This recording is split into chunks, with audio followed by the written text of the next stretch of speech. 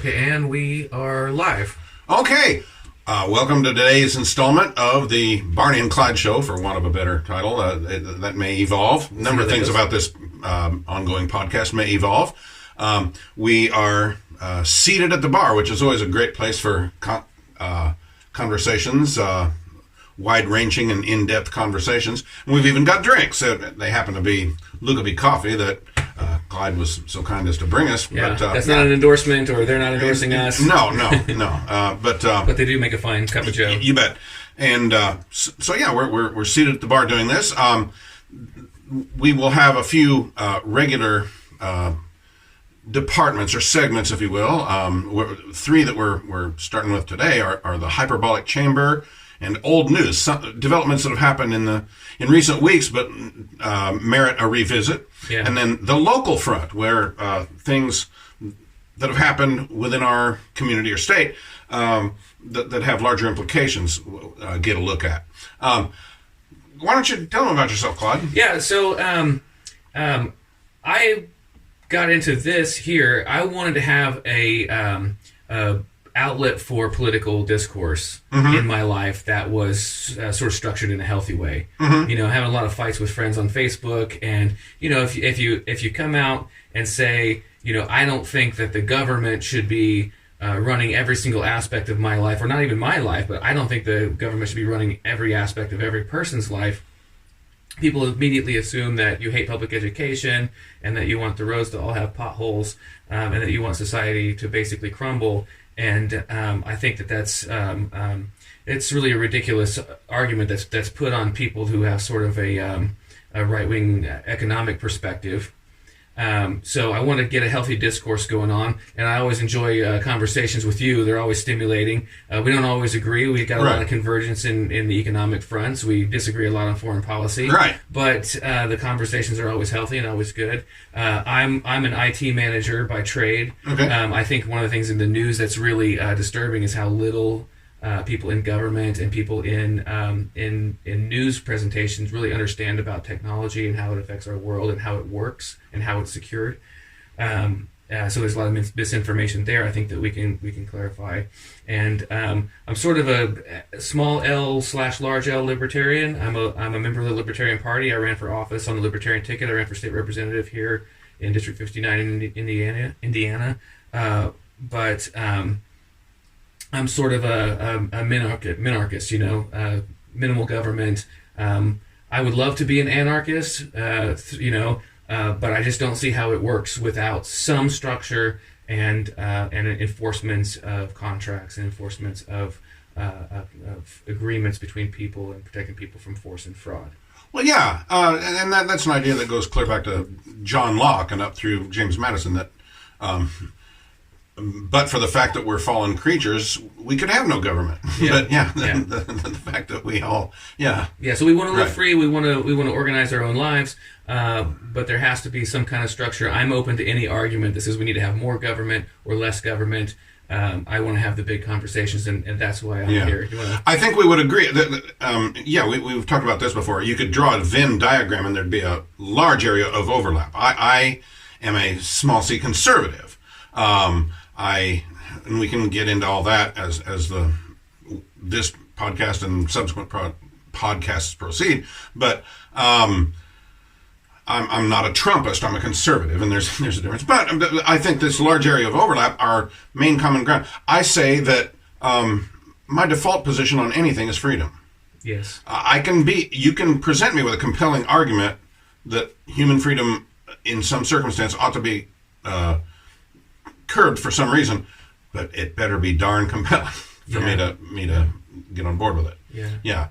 Okay. It should. Yeah, I think a person should be free up until the point that their freedom infringes on somebody else's freedom. Mm-hmm. Right. I don't have the freedom to, you know, enslave you. Right. You know. So. And there's a number of ways enslavement can take place, and that. It might be a whole episode. Exactly. Like I say, for starters, we're going to have three segments to this show: Hyperbolic Chamber, in which we look at. Welcome to the Hyperbolic Chamber. Yeah, welcome to the Hyperbolic Chamber, where and I think there will be no shortage of content for this particular segment, because we're just awash in hyperbole. Everybody's got such a litany of litmus tests. They're so purist that you find people on the same ideological side of the spectrum eating their own as a result. I mean, one of the things we're going to talk about, we may touch on today, is the kids the global warming kids that confronted Senator Feinstein, and now and she got back on her heels and stood her ground, and now the left is lambasting Senator Feinstein. But that's an example of the kind of thing. Let's just take a couple minutes and talk about that, because I think it's really interesting. A conservative like yourself and a libertarian like myself, we could take a few minutes here and actually defend Dianne Feinstein. Exactly. Which I think is fascinating. She did quite well. All right. Well, I don't want to get too far afield from our scheduled thing. But just the fact that she stood up for herself and she said to kids, well, there's a certain amount of reality that has to take place, and resources are scarce. And they said, we've got 12 years before, hellfire and brimstone, basically. And she's like, well, that's hyperbole, basically. Yeah. And while I'm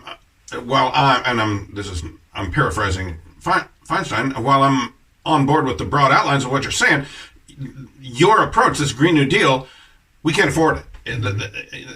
Whatever we do, it's gotta work out dollars and cents wise. And I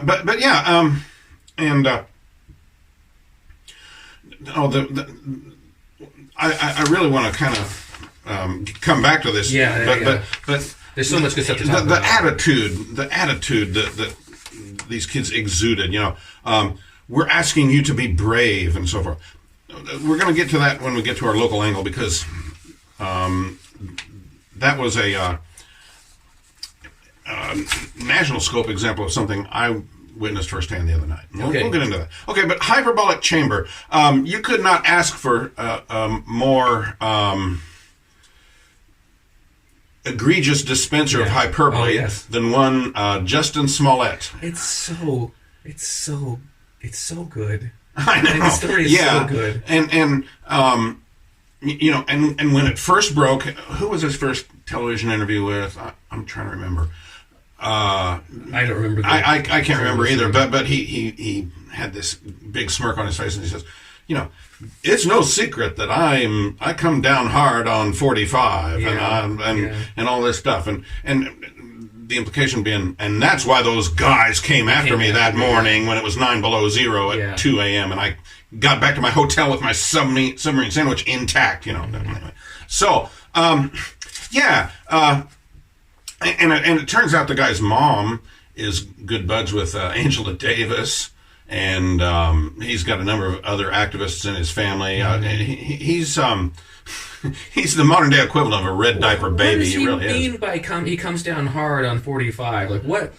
First of all, before this story broke, I had never heard of this man. I had never heard of this show. And a part of me, my tinfoil hat side, says that's the point. You know what I mean?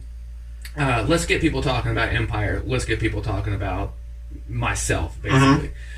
So I don't understand if he was making such a splash, if he was so aggressively going after the president, where was that before this story happened? Because I had never heard of I have not done the digging, but I think he is on record at various entertainment industry events and things like that. Sure, but that's bad-mouthing Trump. What person in Hollywood doesn't do that every time there's a microphone on? But they all preen over the fact that they do. I mean, right, as though it's something special and unique. And now, when that first happened, along with sympathetic interviews, he got support from various pundits, media types, and politicians, such as Eugene Scott, the Washington Post's fix reporter, who said, to many, the Smollett incident and the political nature of the assault is yet another reminder for many black gay Americans that this president's vision of a great America does not appear to include them. CNN's Don Lemon told Red Table Talk that he wasn't shocked when he heard about Smollett's story, adding that he was concerned about the actor's well-being in having to deal with being black, gay, and famous.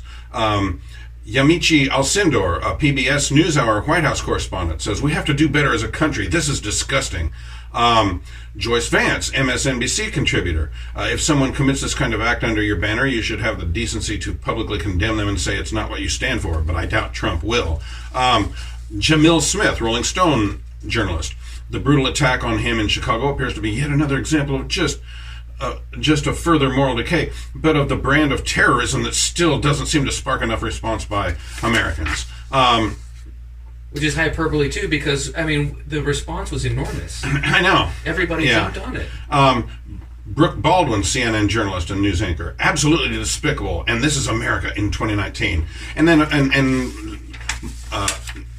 a good number of the Democrat presidential candidates and Nancy Pelosi, House Speaker, chimed in with similar kinds of, isn't it sad that we're at this juncture as a country and all this kind of stuff.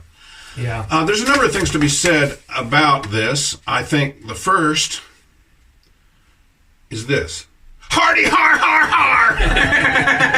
Man, do you people look like astute observers of the cultural scene. Yeah. It's quite hilarious. And like I don't want to sit and laugh. I know, but Schadenfreud's not the most admirable trait in the world. No, that's true. That's an excellent word, by the way. Yeah. I just can't help it though. It's hilarious if it wasn't so damning to our society. Allow me to introduce a little bit of hyperbole into the hyperbolic chamber, but this guy has committed a hate crime. Mm-hmm. He has committed a hate crime not against himself, but against the racial tensions in America. Mm-hmm. Right? I think he's committed a hate crime against minorities, against black people, basically, because he's taken the what's the expected situation is that white people are going to be brutally racist against black people. That narrative is apparently in short enough supply that that actuality is in short enough supply that it has to be manufactured. Right. So he manufactures some, and then that adds to everyone's confirmation bias where they'll see, oh, this is happening. Look exactly. What happened to this kid. Racial tensions in America are going backwards, and then white people see that too and say, well, this guy made this bullshit up, and we're getting blamed for stuff, and it's just pushing the divide for each side. Exactly. And another angle that's worth noting, John McWhorter had a piece in the Atlantic the other day, in which, talking about this, in which he coined the term, I think he coined it, I mean, as a matter of fact, I'm seeing it elsewhere, so I can't be positive he coined it, but victim chic. Ooh. Yeah. We are now to the point where someone who has either actually or allegedly been put upon in our society for being part of a beleaguered demographic merits more admiration than an actual hero who saves people from a fire or something like that. Yeah. Being a victim is now it's in style. That's for sexy. Sure. Yeah. Yeah. And people are competing for the most tragic story. Mm-hmm. I worry that my kids are going to grow up and that's going to be the competition for how to be the cool kid is to be the biggest victim. Yeah. So, and Smollett, I think he by manufacturing this situation, I think he really underestimated everyone's intelligence. Because, his story didn't add up from the beginning. And I think people should be believed, and I think this is an exercise that he was believed. The police came to his house, they took this report, they spent a month on the investigation, you know what I mean? They spent a lot of money and hours and resources combing through this guy's story to try to get justice to be served, and they presumption of innocence. We always got to do that. Well, and they presumed at the beginning that this man had been attacked. Yeah, and they were trying to find the guilty people to punish them because our society can't have people like that roaming right. free. Exactly. And you bring up something that another angle of all this is grandstanders in our society who count on us, the public, to be dumber than a box of rocks. Yeah. I mean, Alexandria Ocasio-Cortez with her... Girl Trump. Yeah. With the idea that there was some $3 billion pile of cash lying around that New York now has for other purposes. No, it was tax incentives for Amazon. Yeah. And there are a number of situations like that. But there's also this trend in our society of public figures counting on us to be stupid and ill-informed. Well, and I think that...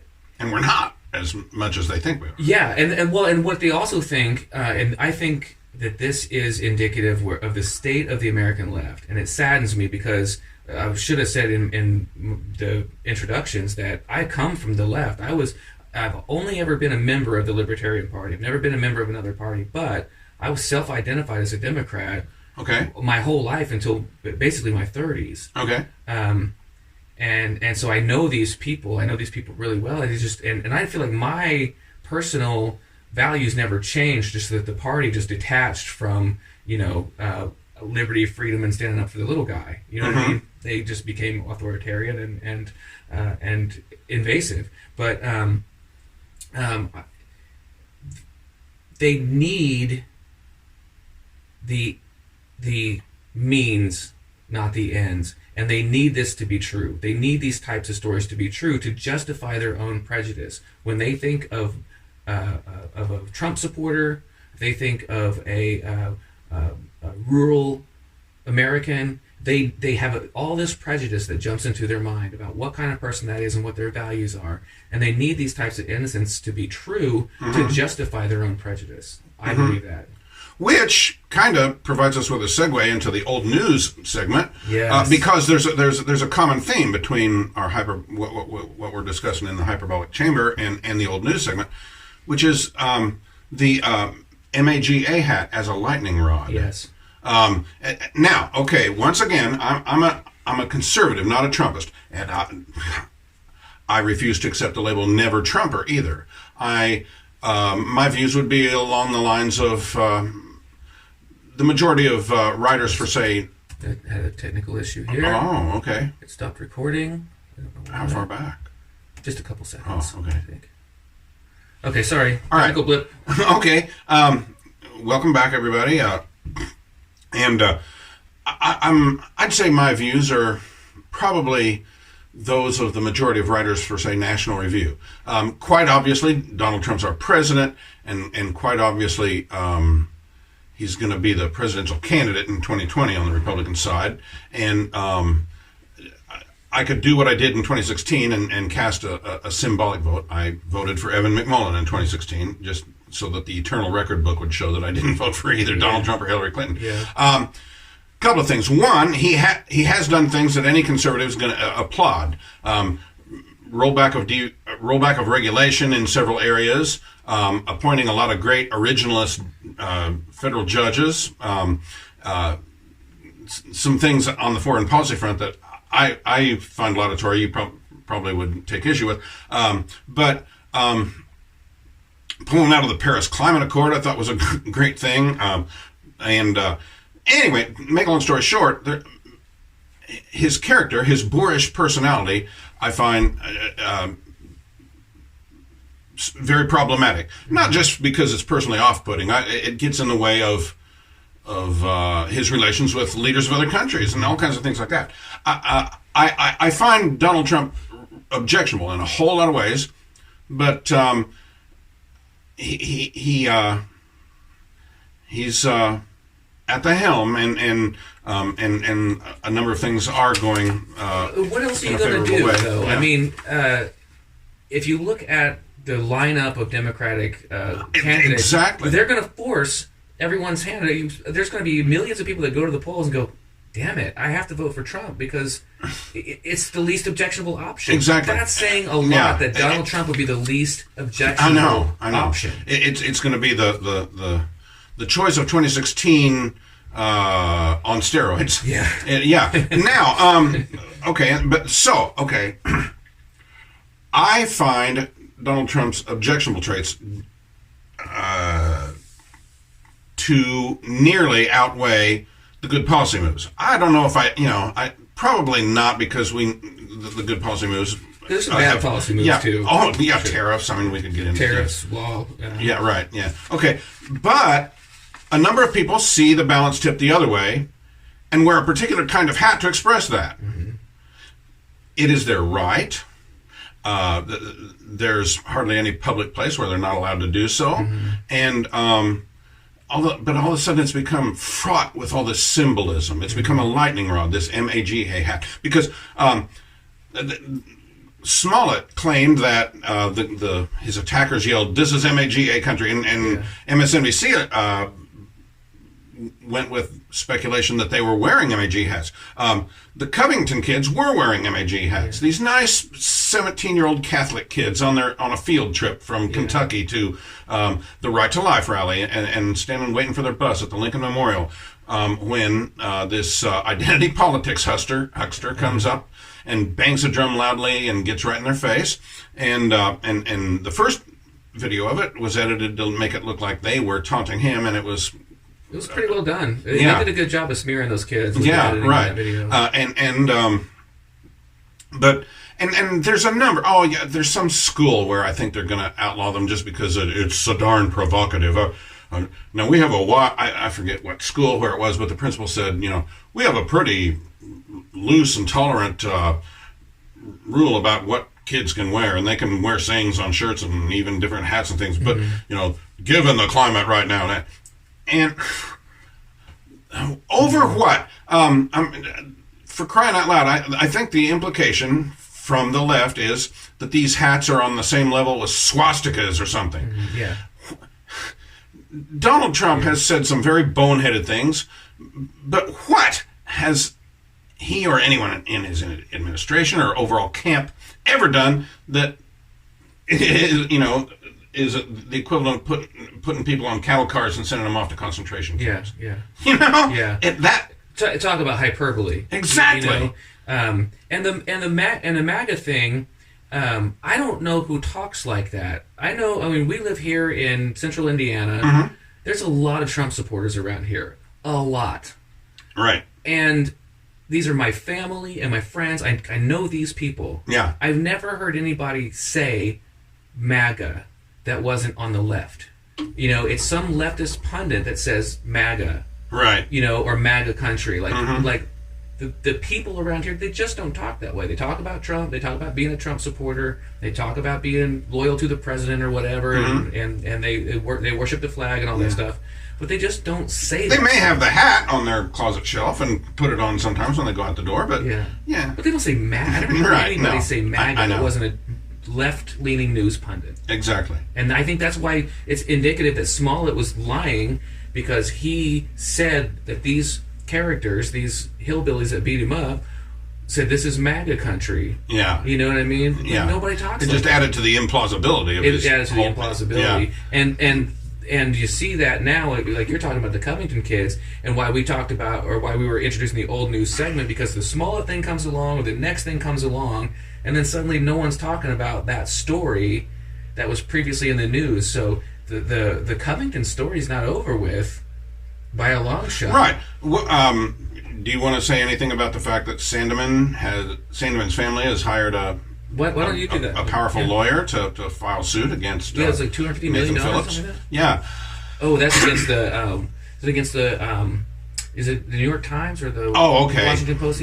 Okay. Is Phillips I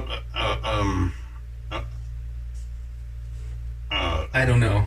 A target? I don't know. I don't know. No, I don't think so. I think it was the news outlet. I think he was suing for the biased coverage. Yeah, it was either the New York Times or the Washington Post. All right. That he's suing for defamation of character and so it's it's another case where part of me hates to see it, because we live in such a litigious society, and the last thing we need is more sue happy people. The other side of the coin is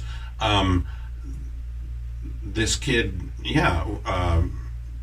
darn near had his life irreparably harmed. And I hate to be obtuse and I hate to be hyperbolic, but I hope they give him every damn penny, and I hope they shut down that freaking rag. You know what I mean? I really do, because the story was widely available. The second that started making the rounds on Facebook, within an hour, I saw somebody had posted a link to the whole video, the almost 2 hours worth of footage, shot by the black Israelites that were in the So that was available. They put that up there because they thought it made them look good. You know what I mean? Right. And if you when you watch that entire video and in all of its context, I mean, it's clear that these kids were they weren't trying to hurt anybody. They weren't trying to start any crap with anybody. Right. And then a bunch of people tried to start a bunch of crap with them, and all you can say that they did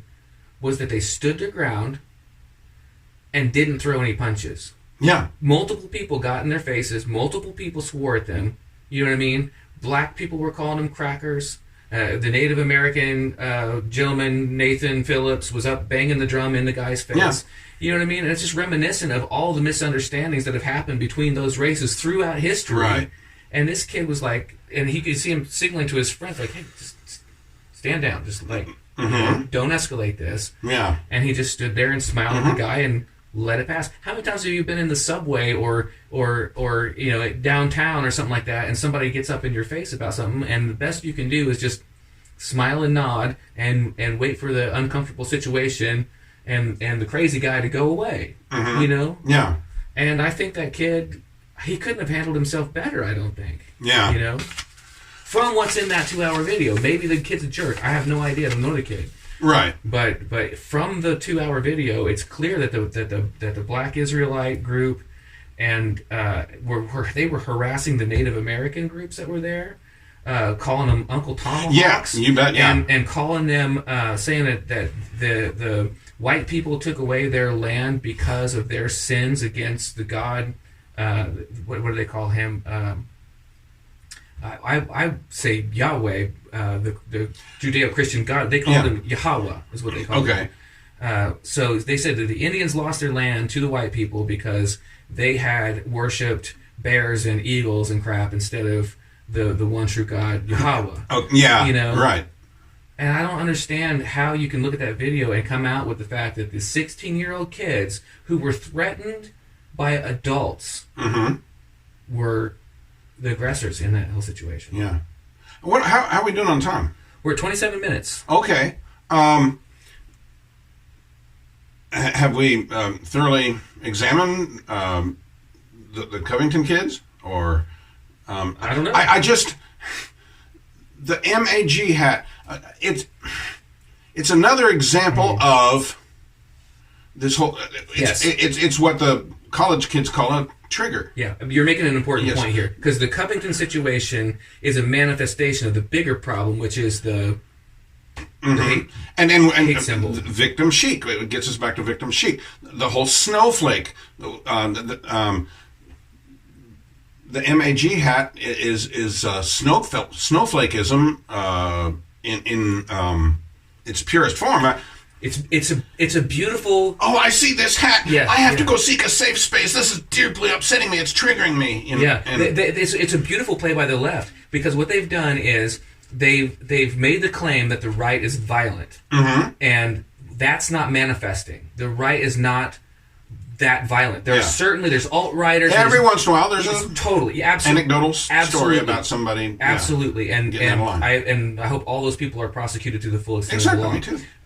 But what their claim is that right-wingers are inherently violent. The ideology is toxic and violent, and when that's not manifesting, again, like they had to manufacture a hate crime against Smollett, they have to manufacture violence from the right. And so they've said, okay, the hat is violence. Okay, just supporting Trump in any way is violence.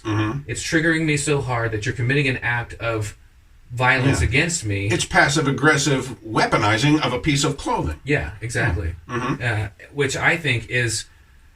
It's a horrible cliff that our culture is going to fall off of. But in the present time, it's a beautiful play by the left because now they have permission to punch Nazis. Mm-hmm. Now they have permission to violently act out against people that they don't like based on their prejudices, and then they get to look like the heroes mm-hmm. because they have this claim that violence was committed against them, mm-hmm. even though it's just somebody wearing a damn hat. Now, okay, and now we can kind of segue to our third segment for today, the local front, because, and the point on which we'll do so is that we've been talking about kids who whose claim that they did nothing wrong is definitely justified, and then there's another type of kid in American society. And I want to stress, we're going to start talking about local stuff. We're here in Columbus, Indiana. Mm-hmm. So we'll talk about Columbus, Bartholomew County, talk about Indiana and the region and stuff like that. Yeah. Don't tune out, because I listen to a lot of radio from around mm-hmm. the country. I remember hearing the Ben Shapiro show on KKTH in Seattle mm-hmm. long before he got nationally famous. Mm-hmm. And I learned a lot about the inner workings of Seattle just based on a few shows from that station. And this is applicable. You bet. We'll pick situations that have larger implications. Yeah. And such is the case here. One of my gigs in life, on a freelance basis, I cover local government meetings for a media company that owns an array of radio stations and a website. And the other night I was at a city council meeting, and pretty straightforward. They got through the business on their agenda, first and second readings of various ordinances, and nothing with any ideological charge per se, or at least not much. And they got through the business and pretty tidily. And then one of the council members, or perhaps it was the mayor, said, and now we're going to have some special guests come in and give us a presentation. And it was a bunch of kids from our local Catholic school mm-hmm. From grades 2 through 6. And they filled up one side of the council chambers. And in waves of 3 at a time, they came up to sit at the little table facing the council. Mm-hmm. And I proceeded to get very hot. It was all I could do to maintain my objective journalist demeanor, because these kids were citing not even statistics, but just citing instances of droughts and fires and floods and hurricanes and hell, fire, brimstone. Exactly. Yeah, and and they did cite the 97% consensus among scientists and just all the trite stuff that's been debunked, and but they were trotting it out, and with this puffed up self-assurance that they were on the right side of the position. Yeah. And some of these, like I say, some of these were second graders, little blank slates, little tabula rasas who everything they were spouting goes over their head. And, my first thought is, who's putting these people up to this? Yeah. Is it their teachers, or does it go higher up at this school? Something else that occurred to me was that if this is happening at a private Catholic school, right, I'll bet it's happening at government schools on my taxpayer dime. Yeah. But anyway, and to a higher degree, I would imagine. Yeah, I'll bet you're right. And I may have to do a little digging into that. But and the council members and the mayor all sat with these, charmed smiles on their faces. This is just so great to see these kids getting civically engaged, and Right. And then a lady from the administration, a lady who works there in a high-level position at City Hall, said to the kids, and she was really professional about it, I have to commend her for that. She said, what you're talking about here is something that we are looking into here at City Hall. We happen to call it sustainability. But yes, and we're all the time looking at ways to save energy in our buildings, and we're trying to encourage people to recycle, and basically, in a very polite and understated way, puked all over herself to show these kids that the city is really on their side. But but these kids, they almost like taunting, or it almost sounded like extortion or something. Other central Indiana communities are already doing this kind of stuff. If Carmel and North Vernon can do it, how come Columbus can't? It's time for Columbus to up its game and trying to shame the city council. Yeah. And why isn't that a teachable moment for those kids? It's like, okay, do you have the figures and results for the impact that Carmel and these other towns have made? You know what I mean? Like, can you show metrics? Yeah. Can you show the metrics exactly of how successful that they've been at combating climate change and the impact that they've had at their city level on global climate change by having recycling containers or whatever it is, or solar panels on a building. You can show that. Yeah. And this is exactly why this segment of our show is going to be significant, and it's going to be important, and because it's in places like our community on a Tuesday night at City Hall where this stuff either advances or is stood up against. Yeah. And I was, and we touched on this earlier in the show. It was stood up against by a most surprising person out on the West Coast. And I'd never ever heard of this sunrise movement. Okay. But I think just in perusals of the internet throughout the day, people are starting to look into the origins of it and who's the bankroll in it and all those kinds of things. And I'm going to be interested to find out more about it. But these something called the Sunrise Movement put these kids up to this, and it was a similar kind of scene. These kids, I'm not sure geographically where it was. Was it in Feinstein's office? Maybe they cornered her somewhere and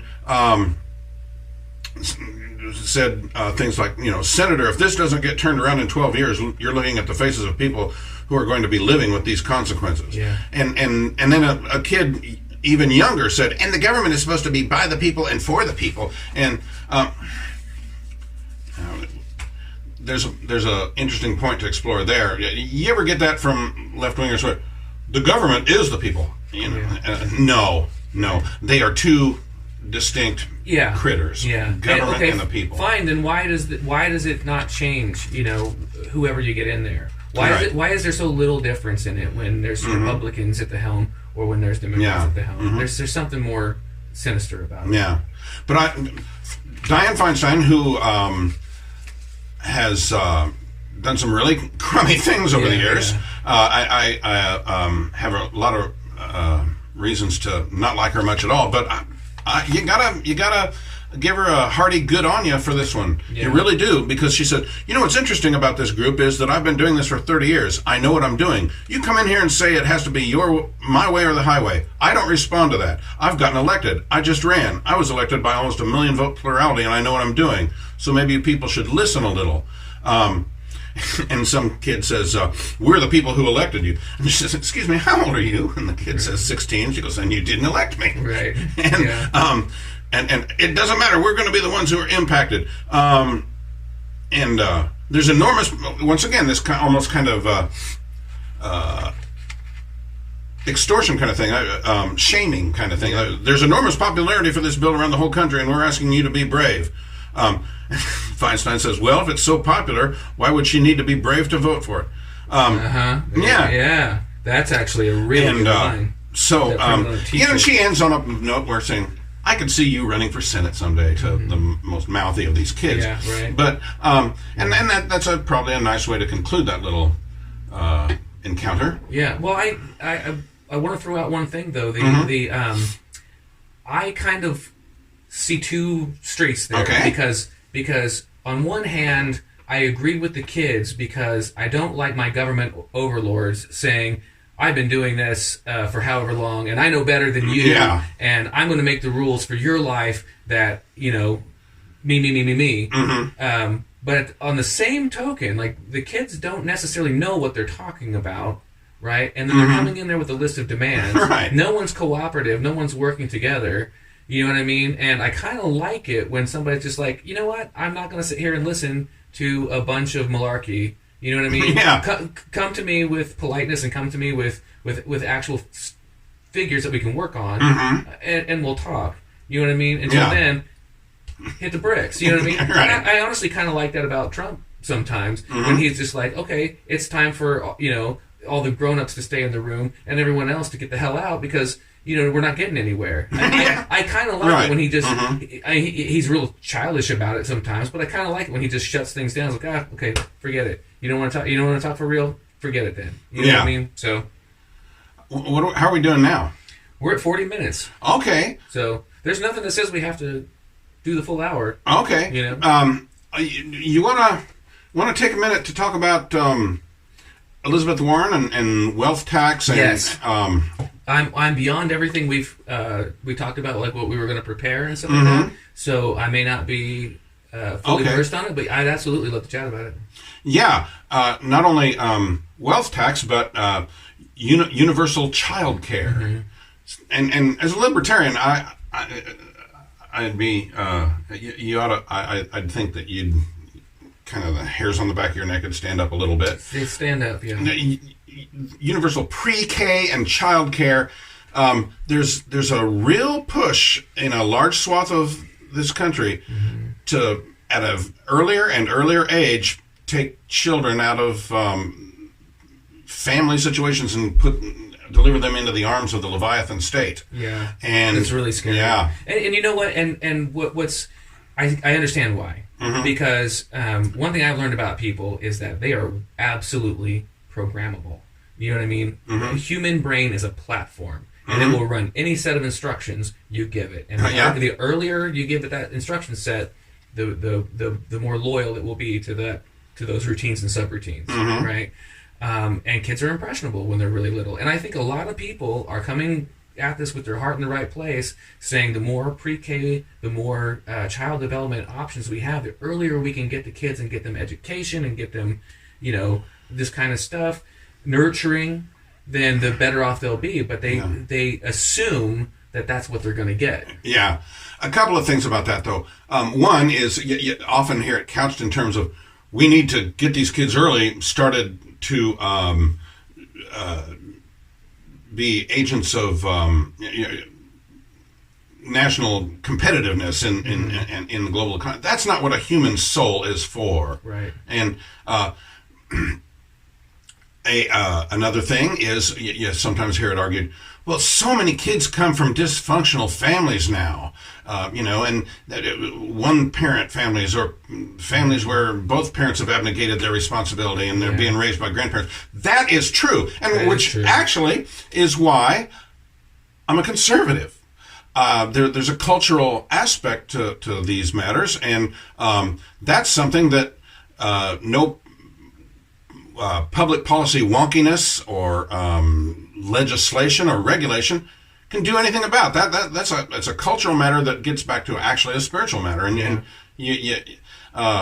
it's not the fact that that's so, that there's a larger number of dysfunctional families than there used to be, is not a justification for pulling these kids or delivering them into the arms of the state at an ever earlier age. And so there's that.